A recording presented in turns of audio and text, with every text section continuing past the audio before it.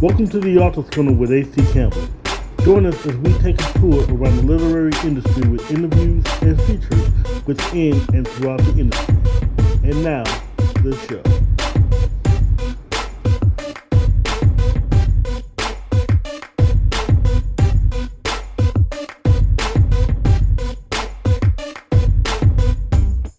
Welcome to the Author's Corner with A.C. Campbell. As always, I'm your host, A.C. Campbell.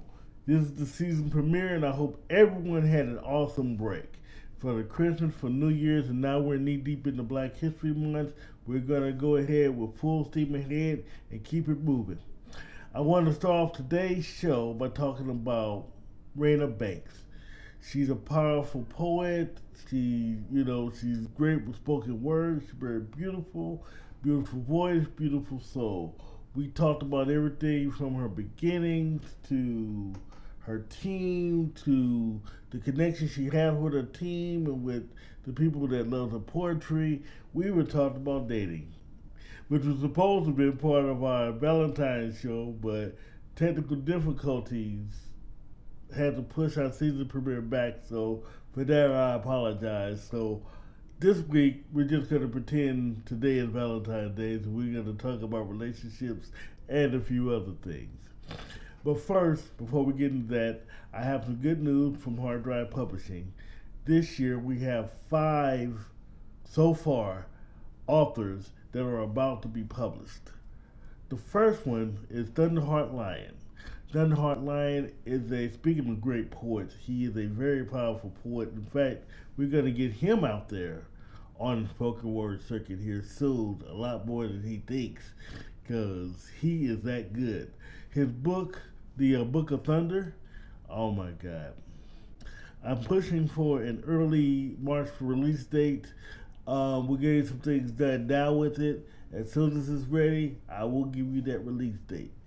Other people we have so far, we got Author C. Love, who is about to publish her sequel to Hidden Desires. It's called Hidden Desires Revealed. I'll let you know about that. We have Qatar Johnson, who has a 30-day devotional, which I read, man, that is so good. If you really want some inspiration in your life, basically look out for that one.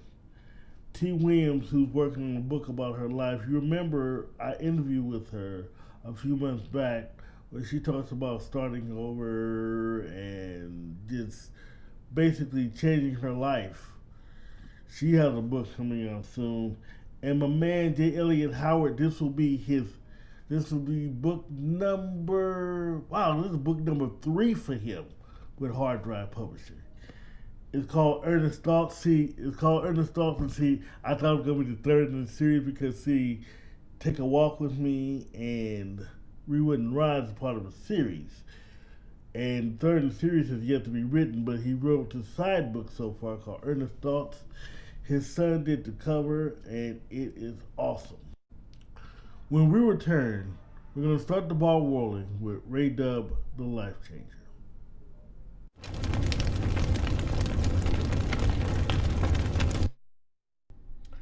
Everyone falls in love in a different way. The way you see or feel love may not be seen or felt the same way as the person next to you. Those give way to your hidden desires. Written by author C. Love, follow the story of Shayla, her husband Phil, and Shell, along with their friends as the two of them give in to their hidden desires. It's a sensual, erotic journey that will leave you craving more. Oh, and yes, there is a sequel coming in 2022. In the meantime, what is your hidden desire? Check out Hidden Desires at Amazon, Barnes & Noble, Kindle, Nook, and at your favorite bookstore.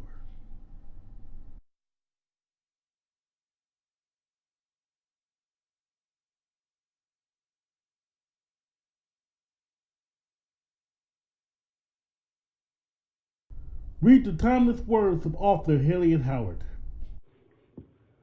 I have approached you real, with the truth no less. I have approached you correct. But a question still remains, not from me, but from you.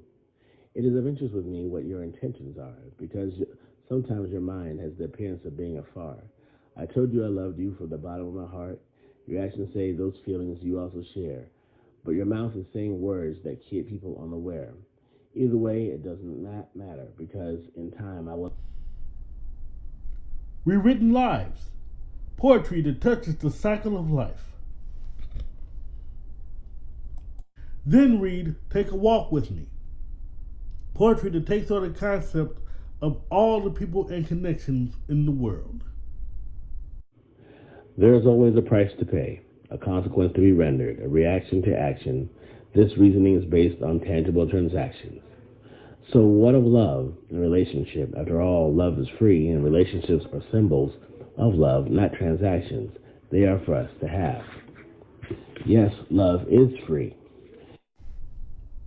Buy both Rewritten Lives and Take a Walk with Me in Amazon, Barnes& and Noble, Apple Books, your favorite bookstore, and even on Kindle and Nook. Get to know Elliot Howard with a new book coming in 2022.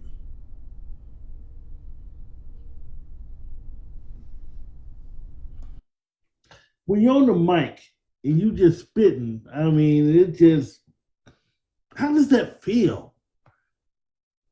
I tell people, and it's a line in one of my intro pieces when the group performs. The walk to this mic is everything, and no one can take that away from me. It is an awesome feeling. Don't now the feeling before I walk to the mic, nervous as hell every single time. And I've been doing well, I started out doing open mics. I started doing open mics in 2016, became a member of Powerlines Poetry here in Mobile, Alabama in 2018. And everybody can tell you that I am always nervous. I haven't eaten anything. I haven't had anything to drink. My stomach flip flops upside down. I'm afraid I'm going to stumble over my words or forget a line. And then I get to the mic and all of that just goes away. And I have to look at videos of me performing, and anybody else would be like, you seem so at peace up there, like nothing else is bothering you. I said, because I have to tune everything out. With all of those Google tabs going on in my mind, I have to close some of the bitches so I can perform. That's how I had to explain it to people, and they get it. Because you think about this. Did you turn the lights off before you left the house? Did you turn off the stove? You need to wash these dishes. But what about that load of clothes in the dryer? And I had to turn all of that off so I can just concentrate on my performance. Sometimes I don't even look at the people in the audience. I'm looking over their head so I don't get distracted. But the walk to that mic is absolutely everything. Oh man! So you just said so. Basically, you just said you're human like the rest of us because we all get that nervousness. I know exactly how you feel. I mean, I haven't. I mean, I'm. Not. I've spoken a couple of times, but not as much as you. And that walk to that bank, because I thought it was just me. Yes. Walking up there and you're wondering all these, like you said, Google tabs. No. So once you're up there, what motivates you to what motivates you to get up there every time and just because when I see you, you don't even look like you're nervous. I mean, you look like you've been doing this for 20 years. So, I mean, what motivates you? Just the sheer enjoyment of performing.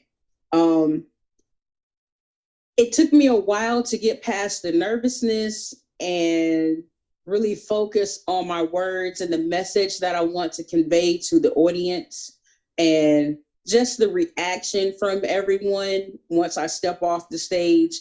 It's still very overwhelming.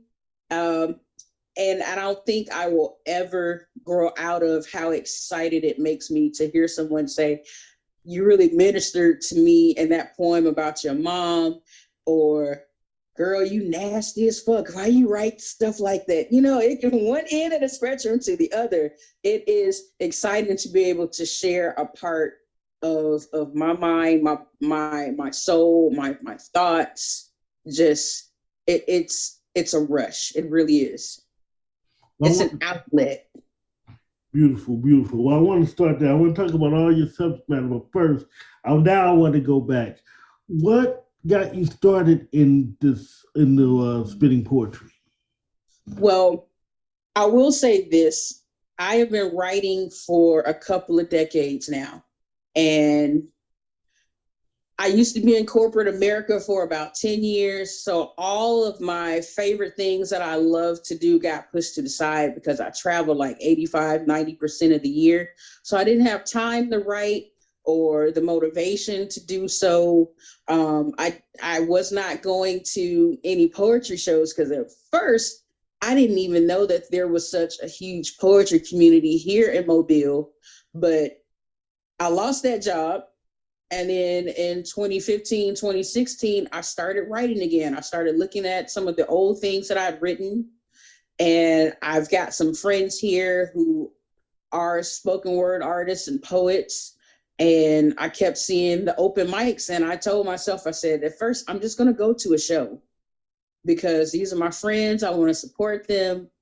And after one show, I was like, hey, who do I get in contact with to get on the open mic list? Because it looks like such a freeing thing to do, to just get up there on that stage and express what you're feeling.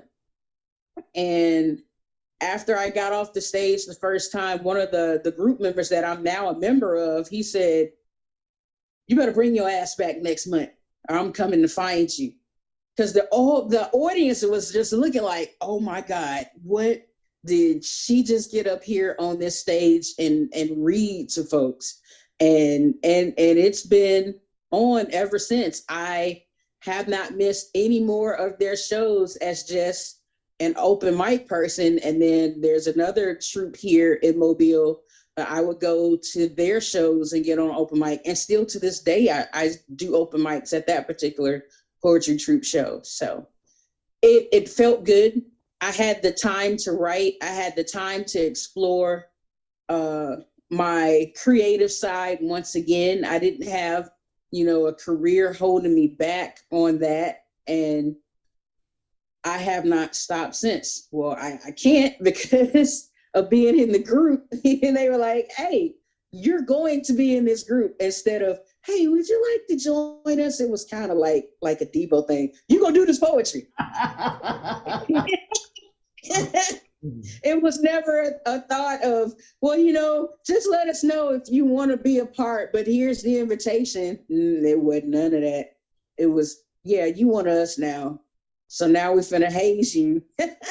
And then we'll do your probate in a few months. It kind of felt like I was pledging something, the way that they put us through, because I joined with another fellow member. They put us through all of these different scenarios and writing assignments and stuff like that before we were presented, to the city as new members of Powerlines Poetry. So yeah, it has been definitely an uphill trip since then. So I love it. I really do, for the sheer love of poetry and the arts, and just the looks on people's faces when I get to that mic and just let it all out. So when you get up there and because we're going to talk about your subject matter in a little bit, but I want to talk about your sexy poetry for a second. Okay. When you get up there and you're doing that very sexy poetry, I know it's got to come with a disclaimer. Yes. I call it, Go ahead. I call it hashtag unsweet tea nasty. Oh, see, and that's what I'm saying. So what type of reception do you get after that? They tell me that I'm nasty.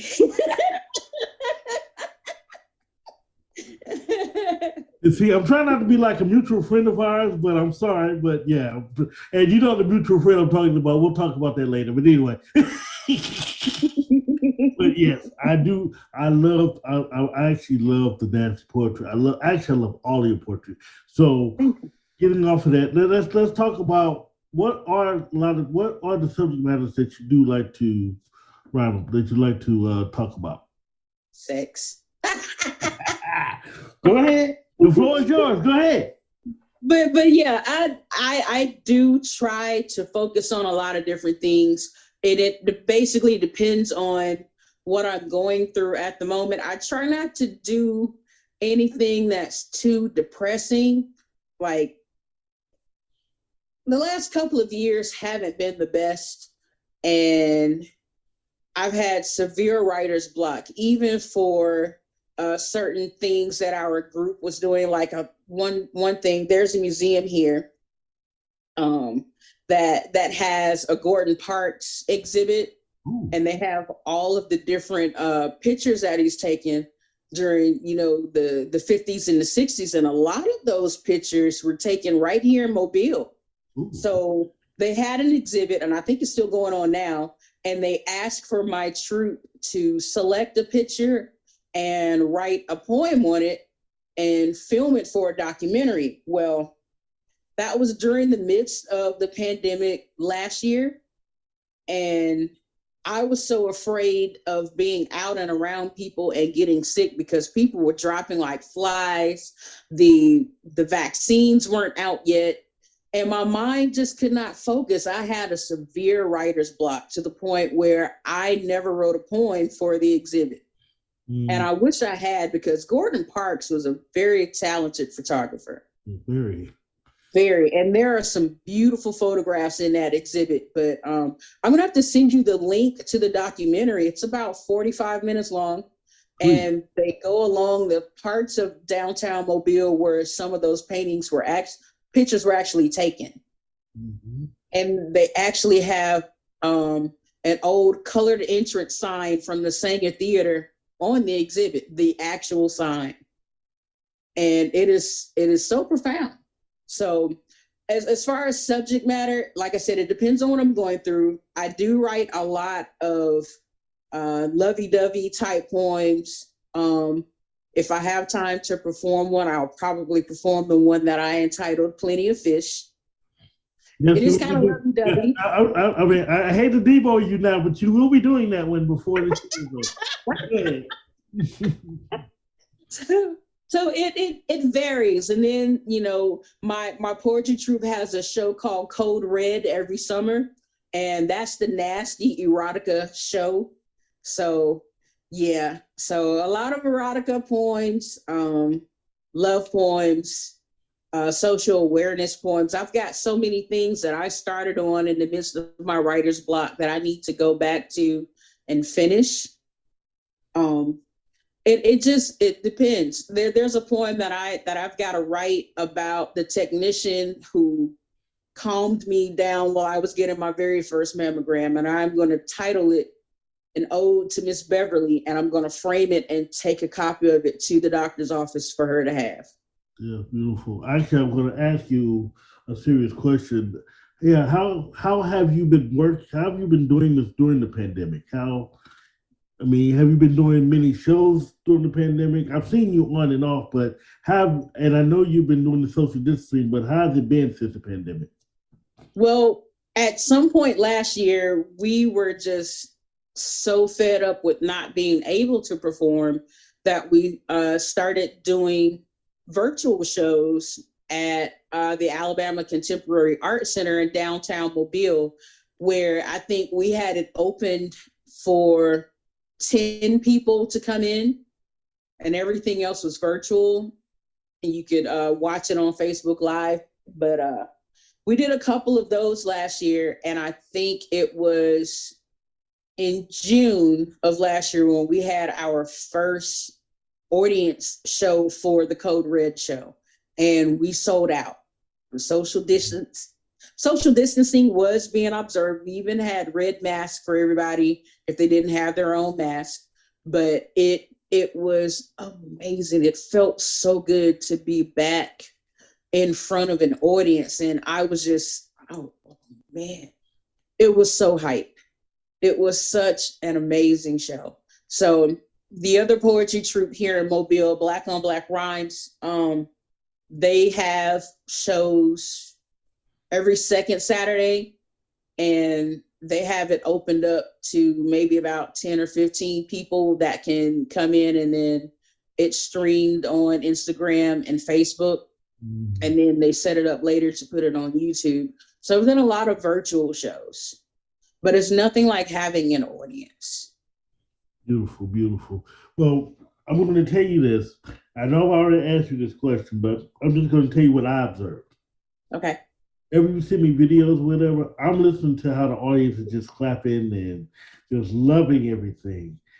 How, and I ask all of my authors this. I ask my authors this. I ask people who do. How do you keep your head intact? when you just have so many people screaming and hollering after you. It is a humbling experience, and I do my best not to let it get to my head.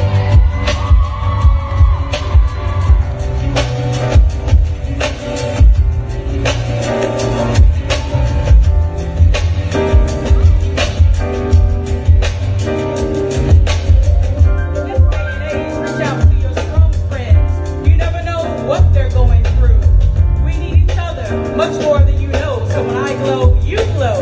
Let me encourage you. Don't be afraid to evolve into the best you ever. The cheat code is in your DNA. With vibranium in your veins and melanin popping severely, there's no obstacles you can't overcome. The road to success begins with the first step. So lace your shoes up tight and get ready to fight. And when the battle's been won, stand tall and victorious. Cause ain't nobody better than us.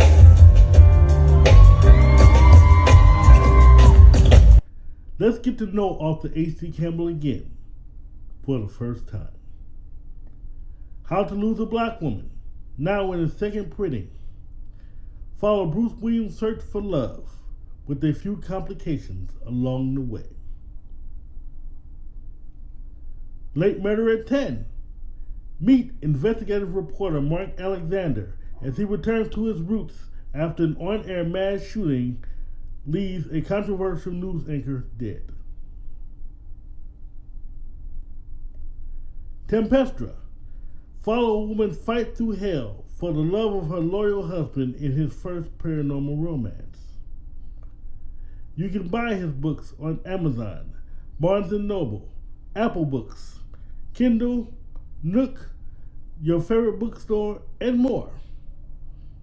You can also buy books at www.htcampbellpro.com or www.harddrivepub.com, as well as get to know H.D. Campbell through his personal blogs and more. Get to know author H.D. Campbell, and as always, let your writing fuel your spirit.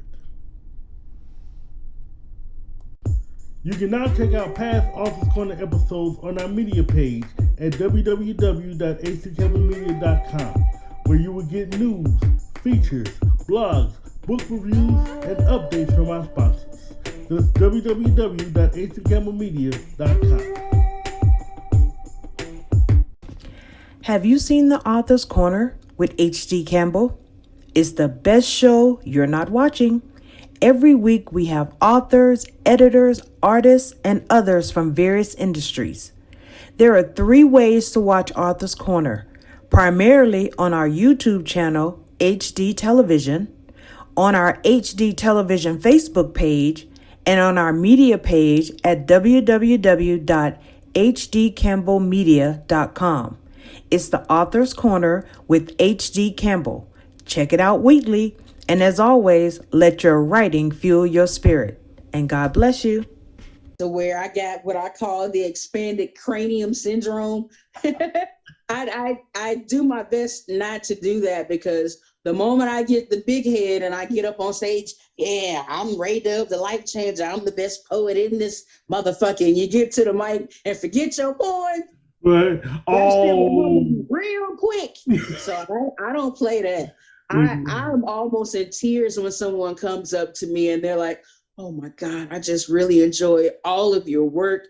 I've been following you for a while. And I'm like, who is this Harpo? But It is such a humbling experience, and I love it. It feels like the first time every single time that I run into somebody and they're like, "Are you the poetry lady? I know you. You the unsweet tea nasty lady." I'm like, wow, people are actually listening to me with this foolishness.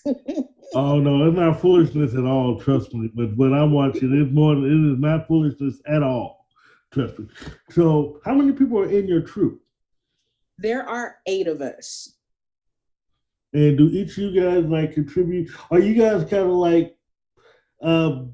Sorry, I'm a comic book nerd. Are you guys who like your own little Justice League? You all have your own little powers No that one, you play? somebody actually referred to us as that based off one of our old flyers. And so y'all look like the damn Avengers or some shit. Whoever Oh, put the flyers together is super amazing when it comes to how they shadow everything, how they place each person on it. I'll have to send you a copy of one of the flyers, but we really do. We walk in a room and people are like, "Oh shit, there go Powerlines poets," and it's so weird. It is so weird that people look at us like that. But yeah, it's 3 men and 5 women, and if all 8 of us are at an event, we are about to give the crowd a little bit of everything, and it is oh so amazing. See, this is beautiful because the point. Well, see, the main part is interview. I want people, especially new artists that want to come up. I want them to be inspired. I want them to know that hey, it's like we've all been there to where we're nervous getting on stage, where we can all be. So, I mean, what advice would you give to someone who? I mean, you gotta really love the art of spoken word. It is a bit of therapy in a way, because going to see a psychiatrist is expensive. But it's something about getting a pad and a pen and writing down your innermost thoughts and arranging them the best way you know how, what suits you. Like, I am not one of those poets who has to have everything to rhyme. Half of my shit never rhymes, more than half. I don't rhyme anything. I'm more of a stream of consciousness writer, more of a conversation piece. If you hear my poems, you'll see where it feels like I'm having a conversation. And someone's told me that before. So you don't feel like one of those regular poets, or roses are red, violets are blue, I'm gonna knock the hell out of you type rhyming scheme. But I feel like you're talking to me, but it's a whole audience of people. It's like you're speaking to everybody and you're talking about something that you're extremely passionate about. Um, don't. I'm trying to figure out how to say this because see, when I look at you and I look at you get on stage, it is more like you get on stage and you're just telling me what's on your mind. Mm-hmm. That's basically what you're doing. You're telling me what's on your mind, but you're telling me in such a passionate way to where it's like, oh damn, you're making me feel concerned. You see what I'm saying? So Yeah. whether it's good, whether it's bad, whether it's sexy, whether it's not, you're telling me, basically how you feel. Right. So the next question for you is, I know you talk about sex a lot. What are some of your other subjects that you like to talk about? Well, I wrote a poem about my mother who passed away in 2008, and it goes about from childhood up until where she passed away, and some not so good years all in between, and how I managed to cope with her way of raising me, which I believe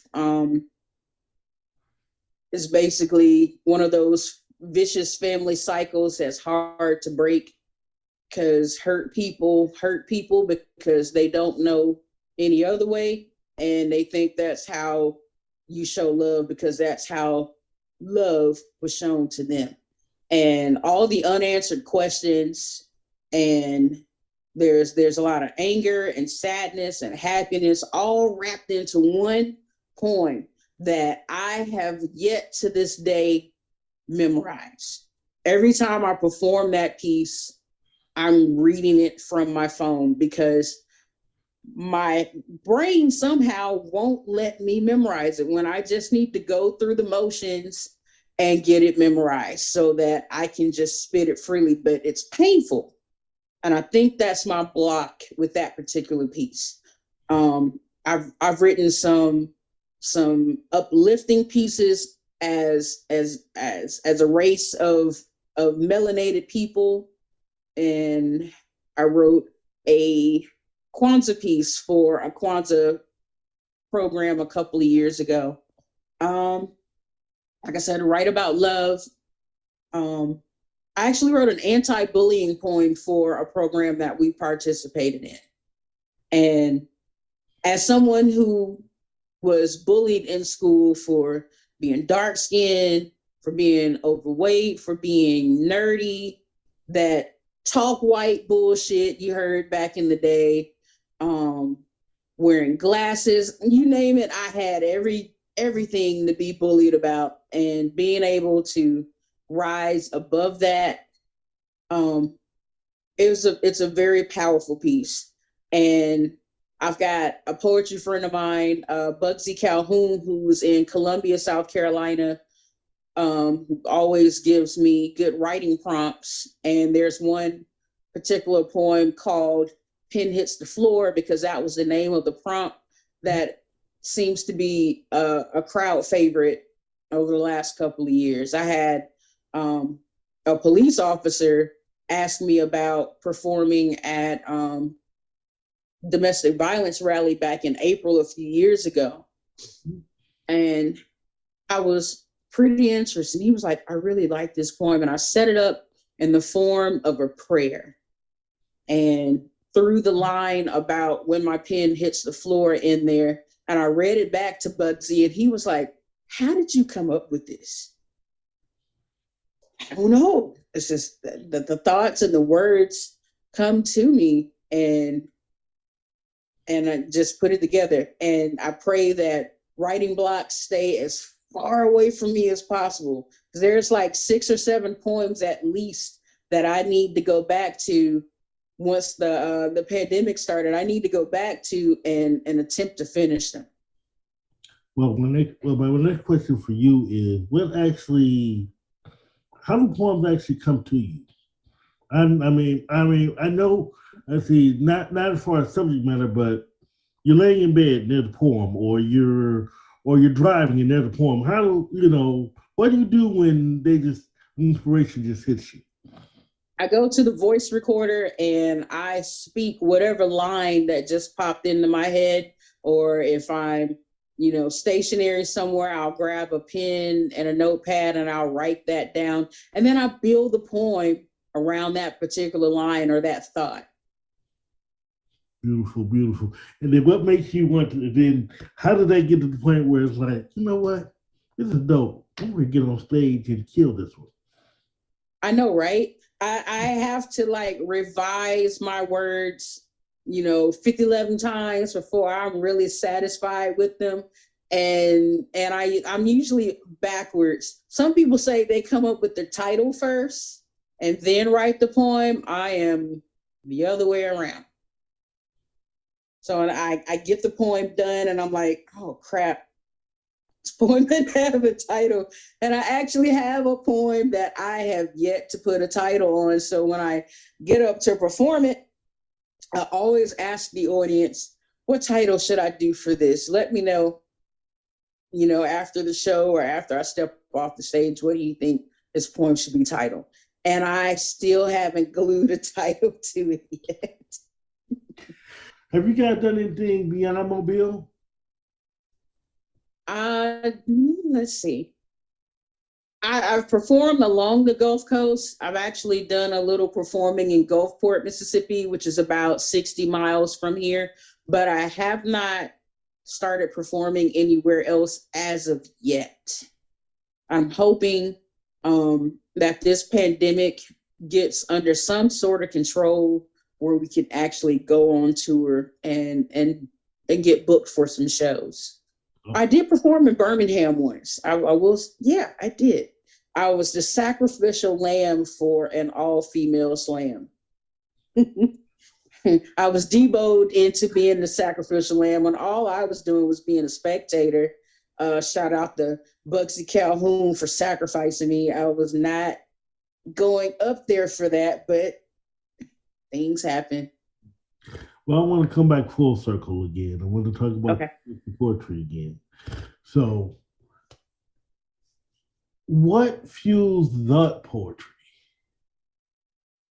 Or how do you know what poem to perform when you're doing your intimate poetry? You have to survey the crowd first. It also depends on the theme of the show that I am attending. If it's just like an open mic, like the one that I went to in Gulfport, you have to read the crowd. You have to see what the other poets before you have done. And typically with poetry shows, they tend to go to the raunchy side toward the end. They may start out good with some social uplifting poems and love pieces or what have you, but at some point, somebody's going to talk about fucking. So that's what I'm trying to keep. That's what I'm trying to get to. Like, at what point do you know that it's time for that? Right, and then it also depends on how I'm feeling at the point, because there have been some times where I've gone to the open mic show and 3 or 4 poets before me have done some nasty stuff, and I get up there and I'm like, I'm just really not in the mood to carry on with the nasty part, so I do something totally different and make people think. It just depends. It depends on my mood. It depends on how I'm reading the crowd and what the poets before me have done. Well, that brings up a great question, Lillian. It's like, and this can be about any subject matter. Does your poetry ever change depending upon who came before you? It has. It definitely has. It's like you read the crowd after that particular person did whatever they did, and you're like, all right, I need to do something different to bring this crowd back. Because I will go in most times with at least 4 different poems that I can do. And then once I read the room, then I pick which one I'm going to do. The Museum of Mobile that has the Gordon Parks exhibit that I was telling you about, we used to do before the pandemic. We used to do quarterly shows there that were open mic to the entire city. So you could have teenagers there, you could have senior citizens and everywhere in between. And out of respect for the audience members, you make sure that you're not using any pieces that have a whole bunch of, vulgar languages. Basically, those museum shows, erotica is out, straight 86. You're not going to do any of that in there. Definitely going to watch your language in that particular crowd of people. So like I said, you always have to read the room. Don't get up there and you see a 9-year-old in the audience and you start talking about fucking. You got to read the room. Absolutely have to read the room. They do have a sign outside that says, parental advisory warnings and stuff like that. You may hear certain languages, but before we even get there, our group president is like, no cussing, no erotica poems. Like, that's the standard for the museum shows, because we want to get invited back. Right, exactly. So I guess, what is the hardest show you've ever done? Or the most difficult shows you've done? I can't say that I've had a difficult show yet. Oh, look at you. I love that. Like I said, it's all about reading the crowd. You may have you may be doing poetry in a place where there are some folks who are not used to poetry.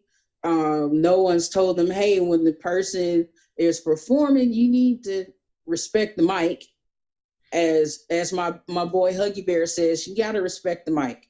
Someone's up here, you give them your undivided attention. Don't be sitting over here having a full-fledged phone conversation or just loud and talking, or you drunk and belligerent and interrupting stuff.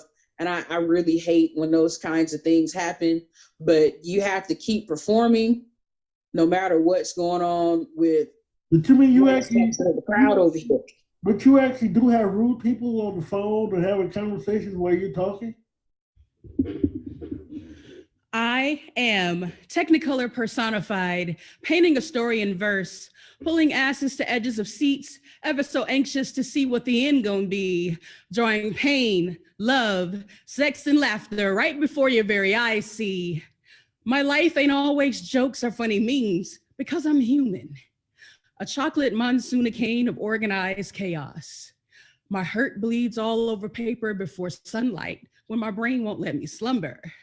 But the stage right here, well, I bring all my fragment shards and tears, transparent as hell with no limit, bearing my heart and soul right before you. I am here to instruct, console, change lives, and inspire. Bring to the mic what you are too afraid or ashamed to say. See, this is therapy. This is me getting some free. The walk to this mic is everything, and no one can take that away from me. I am a broken blue crayon, but damn it, I still color and I say word.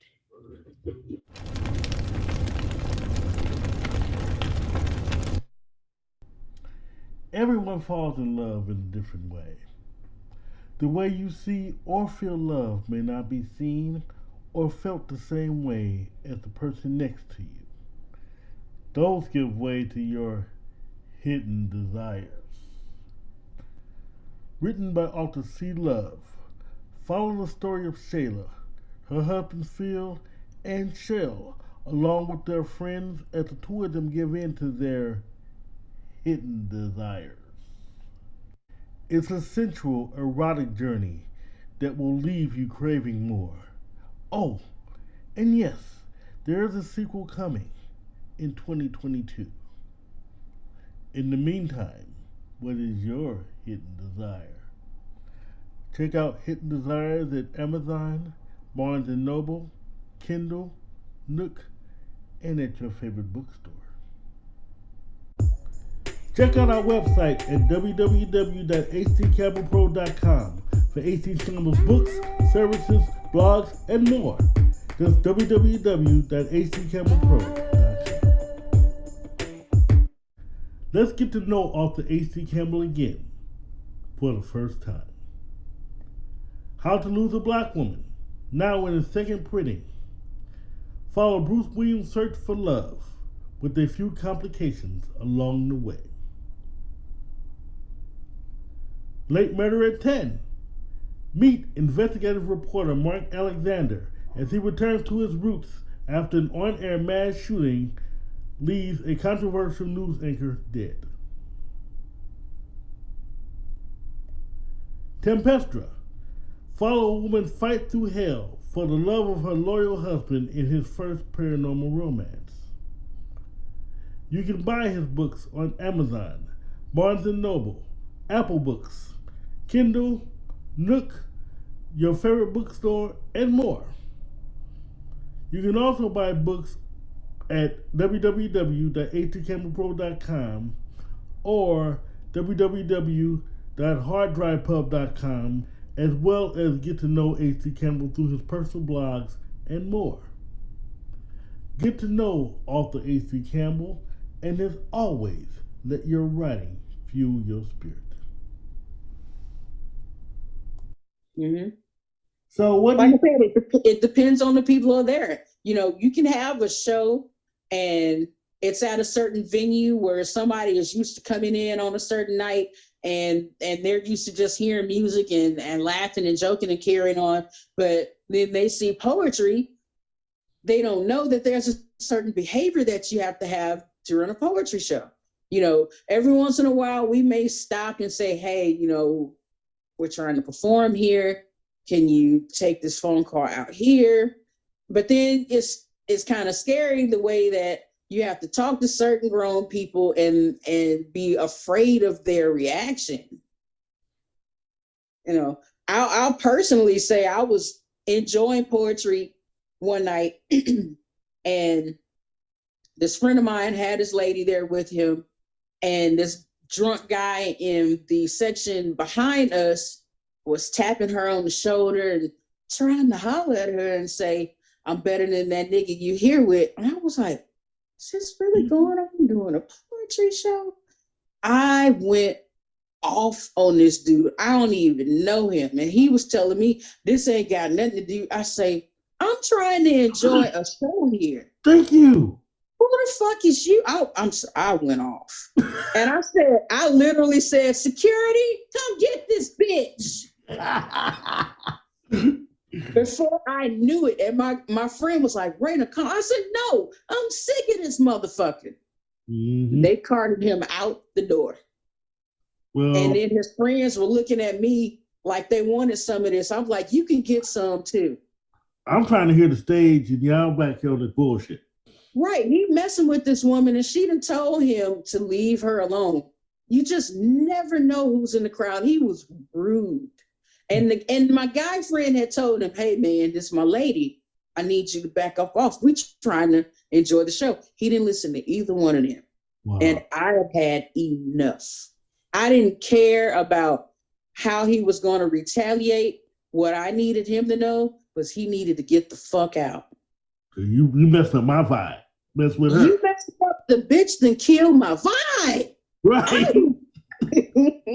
I couldn't touch it anymore. I gave him 5 good minutes and I couldn't take another second. And before I knew, I went off. And they got him out. See. Security should have been walking through anyway. And I don't care what's going on. Number one, you're being rude. Because number one, you got people behind you, and then there's a show going on. I mean, what the hell? Right. And he disrespecting this woman. They being nice about her. No, fuck that. You gotta go. You interrupted me. You disrespecting her and him. Mm-hmm. No, I couldn't. Yeah. So yeah. It happens. You got some people that are not used to poetry. You got folks that are used to the ass shaking and trap music. And for them to come to a poetry show, it's like a culture shock, and they still act the same way they do any other time. There's a time and a place for everything. And you just can't be talking over people like that. You know, I'm gonna let people know right now, those who don't know poetry shows and things like that. You brought up a very good point. If you're used to ass shaking and trap music, you're not going to enjoy a poetry show at all. But I do encourage you to go to one because I'm telling you, you're in for experience. I've been to many. I've actually braved the stage maybe a couple of times. Not like y'all, cause y'all are professionals. But if you go to a poetry show, I promise you're going to love it. But it's not going to be what you're used to. Right. It is the worst. But in my training before we actually became members, they set up a scenario and they were like, okay, spit a poem. And then all of a sudden, one of them would walk around, hey, where you sitting at? Acting like they were on the phone. And they were like, keep performing, keep performing. Hey, God, you spit that poetry shit. It was like, keep performing. Don't let it distract you. Don't let it stop you. And they were right. It happens. They've been in the poetry green long enough to know that it actually happens. You have a mixed crowd of people. To just keep talking and you got that distraction. It is difficult. But I will say there are some poets who will stop what they're doing and they'll say, hey man, respect the mic. That's like the only rule in spoken word and poetry shows is to respect the mic. And it's so simple to do. But you got some people that got liquid courage in them, And they're like, you ain't gonna tell me what to do. I paid my money to get up in here. Like that justifies shit, you know? Exactly. But now you're wasting your money because you're about to be escorted out by security now. Yeah. It's ridiculous how some people act once they get out their mama house. Right? Excuse me. Training, if they got any, just goes out. It's ridiculous. My mama dead, and I still got my home training because I feel like she might climb out of her casket and whoop my ass. I don't have time for that. Same thing with mine is gone too, and I still have my home training. I know better. Oh no. Right. I'm not gonna go in public anywhere and act a fool. No. Not at all, because you never know who's in there, and she will take a moment to haunt me in my sleep. I don't need that smoke.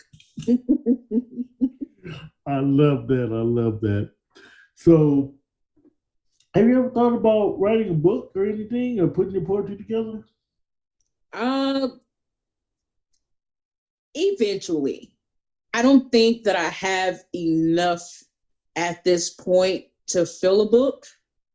And there's so many other things that I've got to deal with right now. And especially, you know, the funds part of getting that started. Also with making an album. I've had so many of my friends last year put albums out last year. At some point, that is something that I would like to do. Maybe within the next 5 years, things get better for me financially. I would love to do that. Actually, I'm glad you mentioned that. Forget a book, yeah. At least an album. Yeah. Cause see, yes, I know Mobile has studios and things where like everywhere. Yeah. But like I said, just matter getting the funds together. So no, I'm kind of pushing a little bit because I do want to see you more out there. So Thank you. I'll see what I can do. I'll see what I can do. Okay. My last question to you is, how have the fans reached out to you?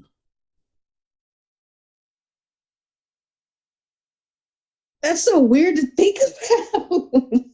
And I have fans. That's so weird. Well, here's the thing. Okay, well, I'll tell you what. You know, I look at, well, for example, we see. I'm not the only one to look at your videos. I see all of the Facebook comments on your videos. So I'm not the only one to be looking at your video. It just, but how does that feel that so many people are saying so many good things about you?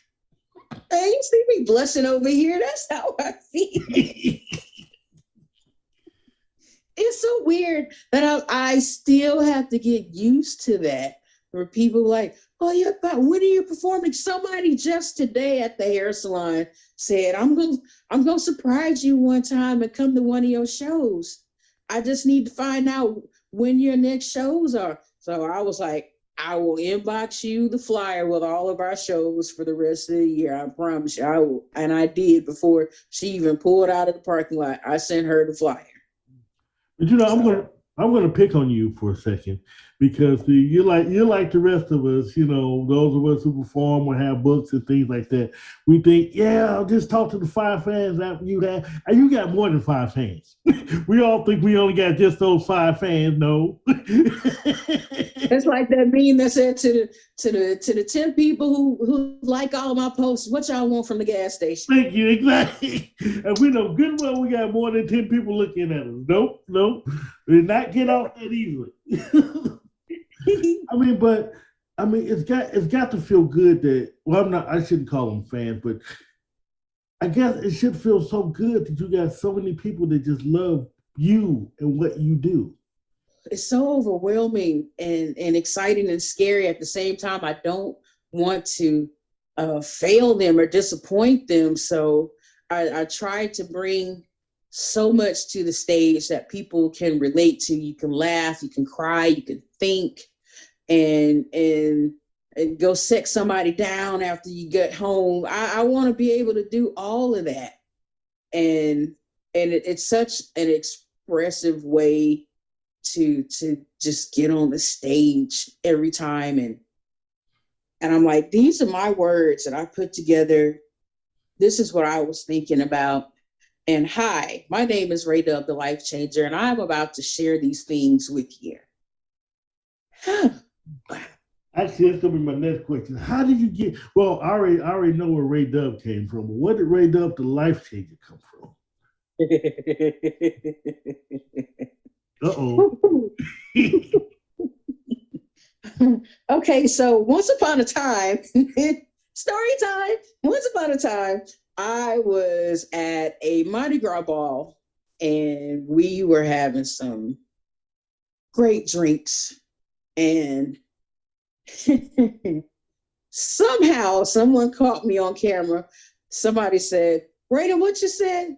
What you say that thing do? I was like, leave me alone. I'm not going to say this. What you say it do? I said it changes lives. That's what it does. So now the ReyDub part, the first three letters of my name are R-E-Y. And I used to drive a Volkswagen Jetta. You know, they call those V-dubs. So I put Ray and Dub together. And it's actually my car tag. My car tag literally says ReyDub. And they were, you know, when I was preparing to become a member of Powerlines Poetry, they said, what's going to be your stage name?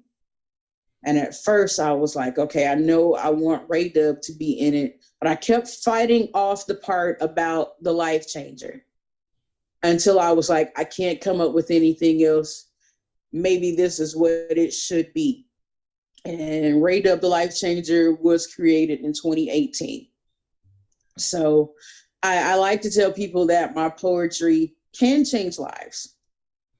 Because I say all of the things that you're too afraid or ashamed to say about yourself. I'm very, very transparent. Even in some of my posts on Facebook and Instagram, I open up to people about what's going on with me, especially, I don't know if you saw it, I made a live video while I was driving after I pulled my mammogram results out of the mailbox and everything came back fine. There was nothing found. Everything was good. We'll see you in a year. And I cried because I was so afraid because breast cancer runs in my family. And I got on Facebook and I shared that with the entire planet. And folks were saying, thank you for being so transparent. I'm crying and celebrating with you. It's like, this is some scary shit. Mm-hmm. So I like to be transparent. And if I can change a life or I can encourage someone to stand up for themselves, then so be it. Maybe that is my true purpose in life. I'm still trying to figure out what my purpose is. How am I still here with everything that I've been through? What is my purpose? Is it to tell a story, encourage people to step out and do that thing that they've been so afraid to do, or stop hiding who they really are and let the world know that you count as a person and no one can take how you feel about you away from you if you let them. I think you just answered one of my earlier questions as far as not fans, but admirers go. A lot of people who are public figures, and you are a public figure, aren't very personable when it comes to people on social media. They don't share their lives. They don't, and this is why you have so many people that follow you, and so many people that want to go to your shows, so many people that want to get to know you. Because again, like you just said, you're so transparent. I mean, to even show your mammogram results and just share with people how happy you are about, the mammogram results. That's why you have more than 5 people following you. And that's a beautiful thing. You should be proud of that. I am. I really am. I don't take it for granted at all. Yeah, that's beautiful. So my next question is, how can we get to know you? How can we get to your shows? Tell me a little bit about what we can do as far as no stalkers, please. But how can we get to know you? Well, I am Rayna Banks on Facebook. So you can find me on Facebook under Rayna Banks. I tend to get put in Facebook jail every once in a while. So my backup page is ReyDub Banks. If they don't lock that one down too. So you can get me there on Facebook. I am 19. I think it's ReyDub the Life Changer 78 on Instagram. I am double E78 on Twitter. And I'm on Snapchat, but at the moment I cannot remember my my handle on Snapchat because I don't really see it that often. But you can find me on Snapchat, Instagram, Facebook, and Twitter. I do have a page on YouTube. I have not posted anything there in a while, but you can find the majority of my things on Facebook. I post a lot of memes and a lot of funny videos, babies, pets, you name it, or whatever I want people to laugh at or learn something from, you'll find it between Instagram and Facebook. I'm a night owl. I have really bad insomnia, so I'm up all night long. So my posts will just be all over the place. People will wake up like, let me see what Rayna posted today. So, but I will send you, and I may have sent it to you already. It's like a flyer with all of the shows for 2022 for Powerlines Poetry. Have I sent that to you? It's like black and gold. If I haven't, I will send it again. Yeah, and if you want to post that image in this video, that'll be good. Like I said, I'm based out of Mobile, Alabama. You know, we're about 10 hours away from each other. But if there's anybody, you know, on the Gulf Coast that's watching this, you know, they'll be able to get in touch with me. We don't do virtual shows as much as we used to since the pandemic has kind of run its course now. What we're doing now is socially distant shows and, you know, maybe half capacity as what we would usually do. So I'm just glad if anybody shows up at all because I miss having an audience. It's so impersonal to be performing just like this. Literally, this is what we did last year. We had a laptop with, you know, a camera set up and the lighting was nice, but the only people in the audience were us. It's nothing like the live stage where you actually have people there, and yeah, I do it. It's amazing. It is so amazing. I love that. Yeah. I don't. But you can find information about me at www.powerlinespoetry.com. You can also keep up with our shows on that website.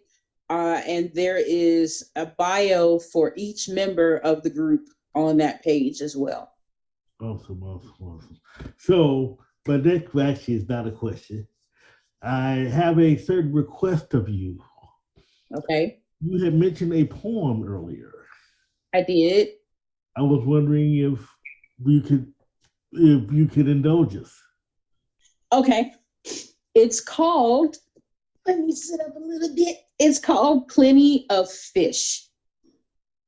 It's basically a knockoff of the actual dating website that did not work out for me very well. It's so strange. You can tell people in the bio, if you are looking for somebody simply to have sex with, you can just skip this one because I'm looking for something much more rewarding than that. And they would still hit me up with unsolicited dick pictures in my. Oh, damn.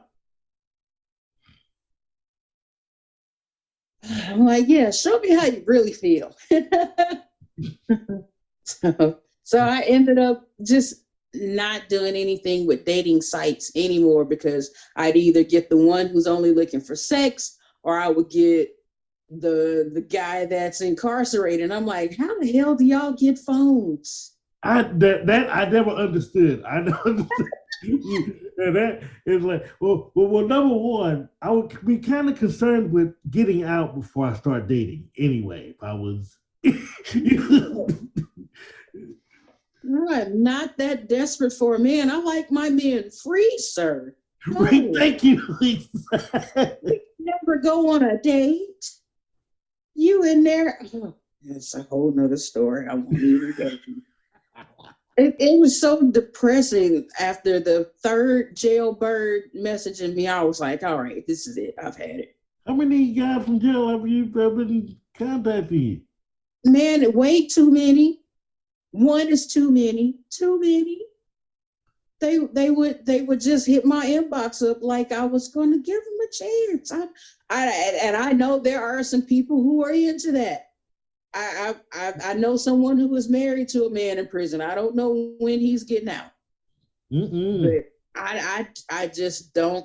If I'm dating a guy and he commits a crime and he's found guilty and has to serve time, it was nice knowing you, my nigga. But no, it's a wrap. It's a wrap. I'm sorry. I'm not gonna be waiting for you. I'm not gonna fill you with these lies. I am not waiting for you.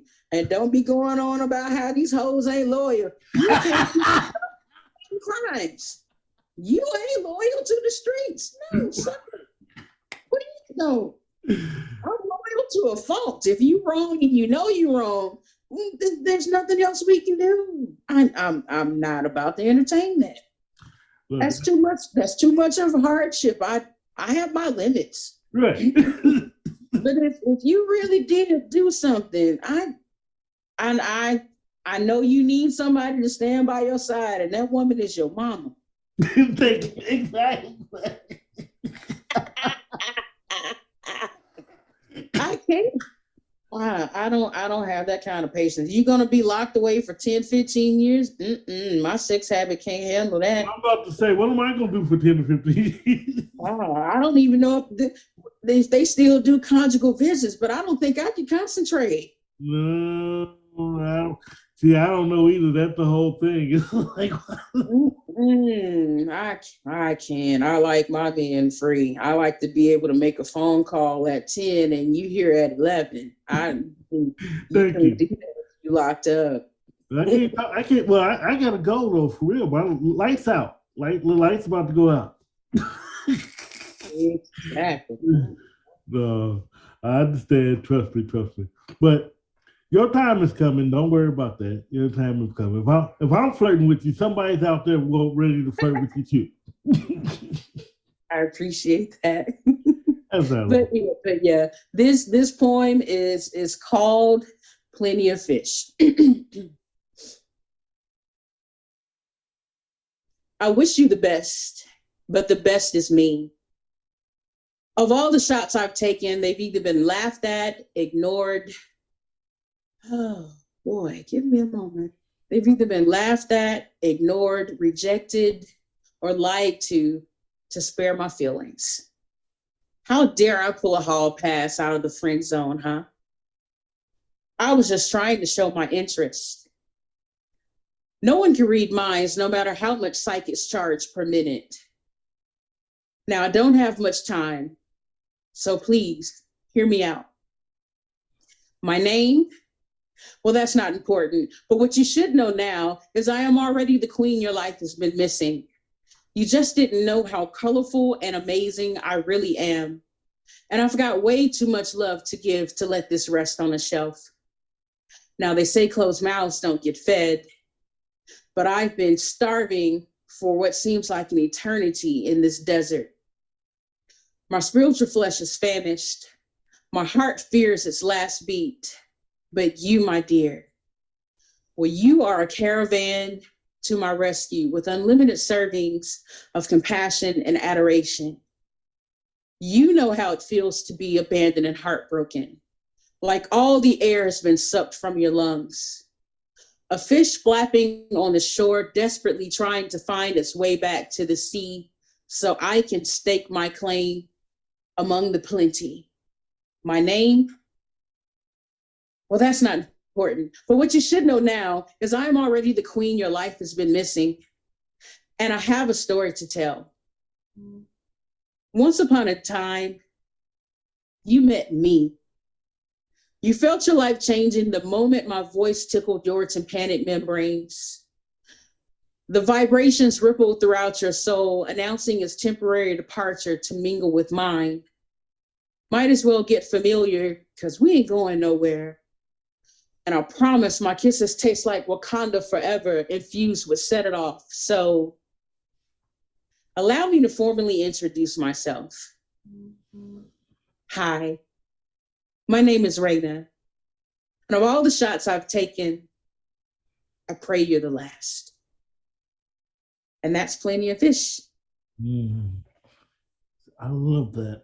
And I kind of stumbled over that a little bit. I actually left out a few lines, but that's the base of that point. So I wrote that because there was a guy who was telling me that because of bad timing over the past few years that he wanted to shoot his shot.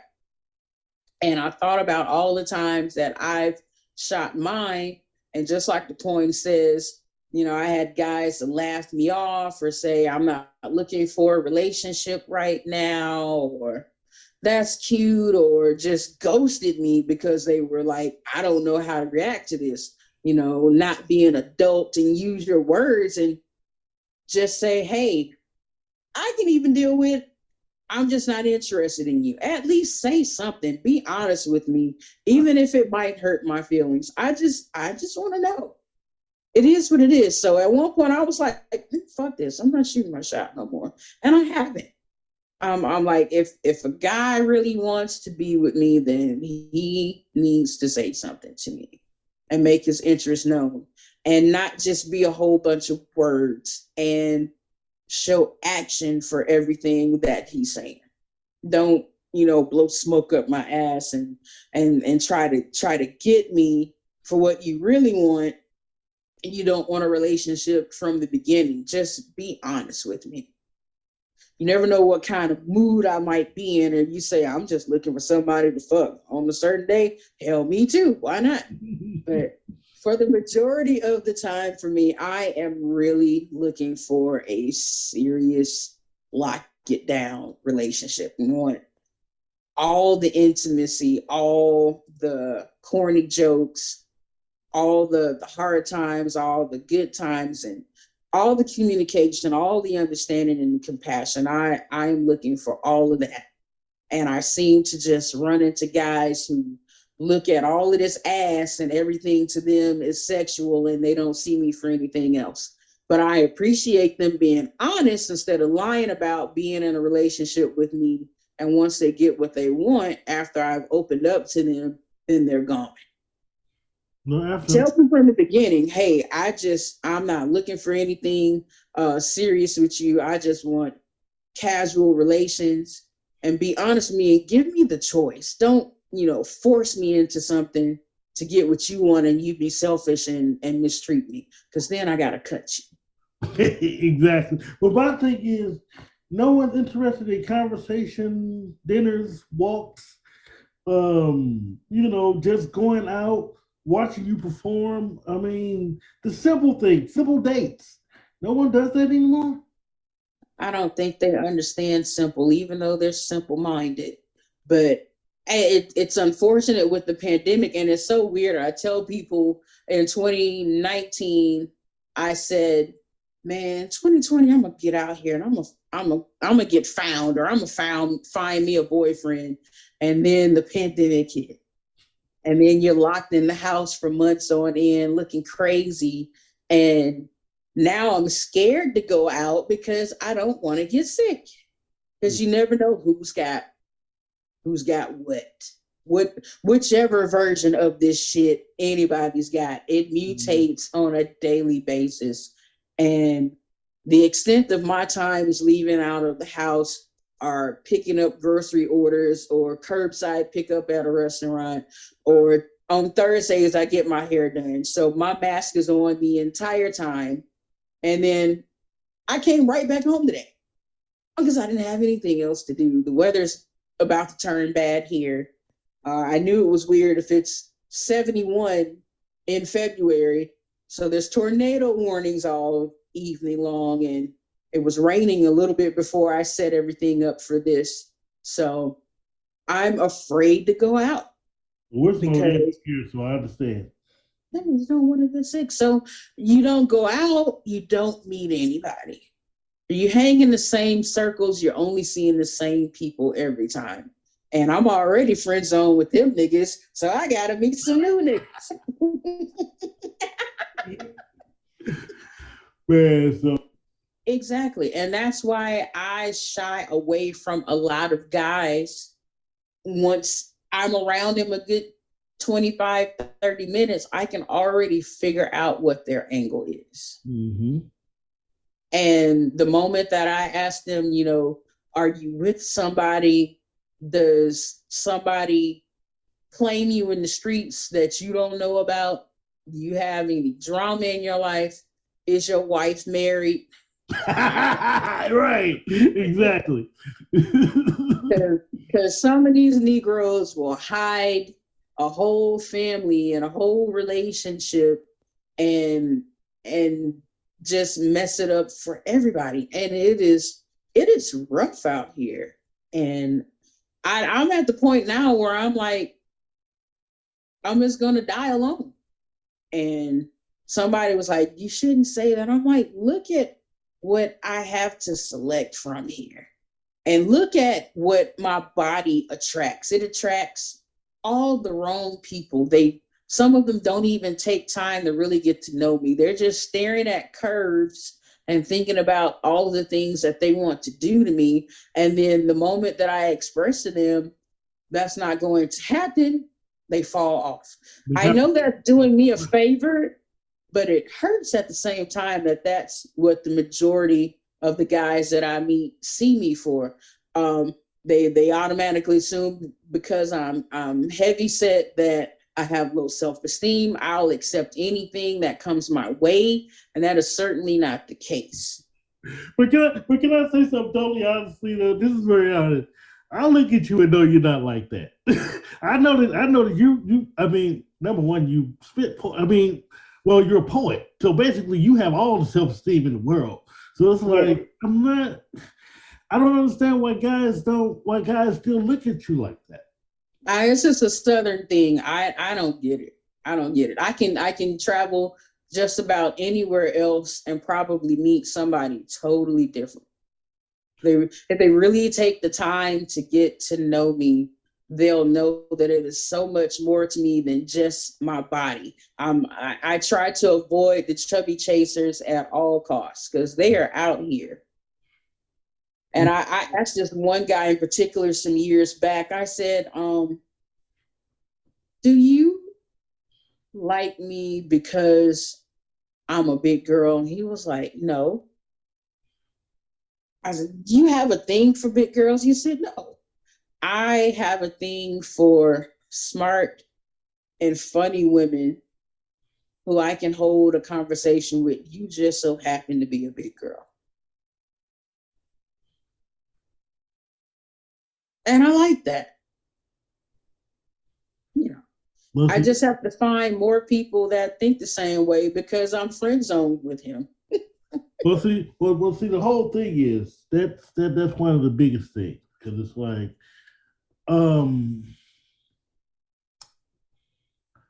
if I'm talking to someone, sex will be the furthest thing that we talk about first. I mean, it may come up every once in a while, but I want to get to know you. I want to get to know who you are. I want to know everything about you. So the next guy you go out with, just try this test to where they start bringing up sex. Just let them know, hey, can we talk about something other than that and see how far the conversation goes. Usually if they are just talking about sex, that conversation is not going to go no more than 30 minutes. But if it's a guy that really wants to be with you, he's going to talk about a whole bunch of stuff. Right. And I've had to do the diversion thing with this one particular guy, and I ended up ghosting him, in all honesty. The only times that he would call or message me would be, 2 and 3 in the morning. And I'm like, I understand, that I'm up, because I am. I'm always up at all times of the night. I see the sun rise just about every day. I'm up all night. If I'm on my phone, I'm playing games, or I'm binge watching something on Netflix. I'm always up. So he knew that about me. But the only thing he would ever really talk about was how fine I was and how thick I am, and trying to talk about sex and trying to invite me over. And his famous line, "Want to go to Waffle House?" No, I don't. It's 3 in the morning. You hungry? No. You want to come over? No, I don't. Because that's nothing but a sex trap. And I don't see him that way. And he couldn't hold a conversation with me when I would change the subject. I invited him to Black on Black Rhymes poetry show, because I told him that I was going to be on open mic. And I was like, here's all the information you need to buy your ticket, because they do Cash App. And that particular show he didn't show up to, and I didn't hear anything from him. So those are the ones that I like when they fall to the wayside, because it lets me know that I'm not about to waste my time with them. Yes, you can look at my posts. Sometimes I do be feeling myself, and I post little racy, sexy pictures where you can see the cleavage. Why? Because it's mine and I can. But that does not mean the only thing about me that I'm looking for is somebody to sleep with. But that's what I'm saying. But that there is what you like to post. It has nothing to do with you inviting someone. And that's what they think. And then a lot of people at shows where I do an erotic poem, a guy will come up to me after the show, trying to get me to go home with him that night. And I'm like, no. But you was talking all that nasty shit. I said, yeah, because it's a poem. We're adults. We all like fucking, but that doesn't mean that I'm just going to accept any random person and go home and sleep with them the same day that I met them. That's not how any of this works. I said, did you also hear the poem that I did about relationships and being in love? Are we gonna leave out here in love tonight? No, we're not, because you looking at the erotic poem, you stuck with that one, and you're like, man, I want to experience that with her. What about the love poem? You don't want to experience any love with me? Oh, gotcha. Loud and clear. Well, I don't mean to make your life any difficult, but I'm sorry, and I understand we're in the age of COVID, but here's what I'm not seeing that I still do. You need a man that's going to actually want to take you out during the day. Yes. That's what you need. And someone that want to say, not just go to Waffle House, it's like, can we go see a movie? Can we go, can we just go to the park and just sit? Can we, whatever. I'm sure, because I understand Mobile is small, but I'm sure there's a lot to do there. There really is a lot to do here. You can make whatever you want to do here fun. You can find anything to do in St. Louis. I've been there several times, dated a guy who was from St. Louis. I've been there quite a few times. A lot of stuff. Lots to do here. Same here. Lots of places to go. Like I listed off the poetry shows to the guy, and he didn't show up.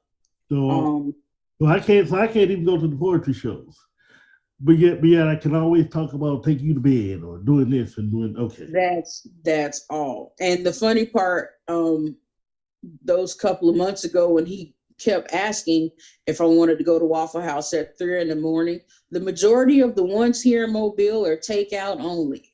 And I reminded him of that. And he was like, we can come back to my house.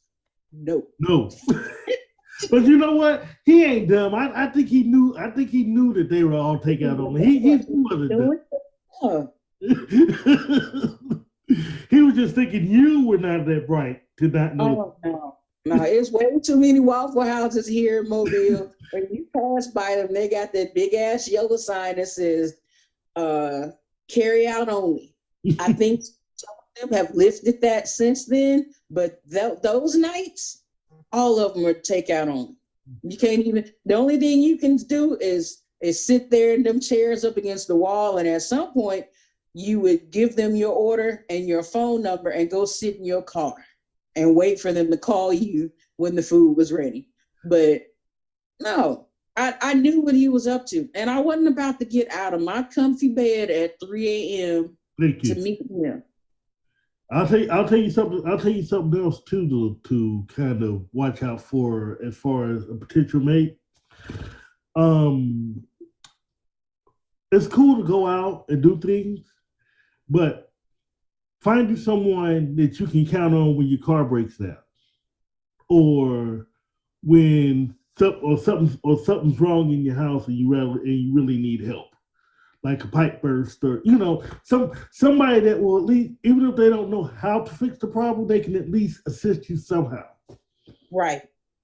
It's not too many of those around. Now, my best friend, who's a guy, he owns an extermination business, and once a year he will come through and spray my house inside and out and won't let me pay him. See, that's what I'm talking about. So it's not a romantic situation, but it is a relationship. He and I have been friends for 5 years, and we tend to have each other's backs. There are some times where he's needed things, and times when I've needed things, and we try to be there for each other. So everybody needs that kind of person in their life, whether it's a husband, a boyfriend, a best friend, a confidant. You need that. I would much rather it be a relationship, but but. Well, if someone can call you at 2 a.m. and talk about your thickness and everything, they can come when your car breaks down, or when you get a ride somewhere, or when you're really in dire straits. You see what I'm saying? Mm-hmm. So, but that'll come. I need one more thing from you. Okay.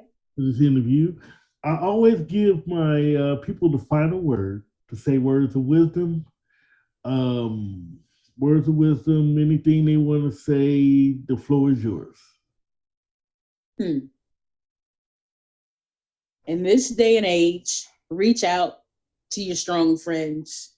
You never know what they're going through. We need each other much more than you know. So when I glow, you glow. Let me encourage you. Don't be afraid to evolve into the best you ever. The cheat code is in your DNA. With vibranium in your veins and melanin popping severely, there's no obstacles you can't overcome. The road to success begins with the first step.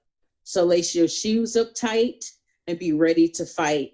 And when the battle's been won, stand tall and victorious, because ain't nobody better. Next week, we'll start off our AC 2 cents again with a brand new topic in which, like I say, with the AC 2 cents, we're going to talk about different things from writing to editing to journalism, anything to help you, the writer, you, the author. I wanted to try to help you out with.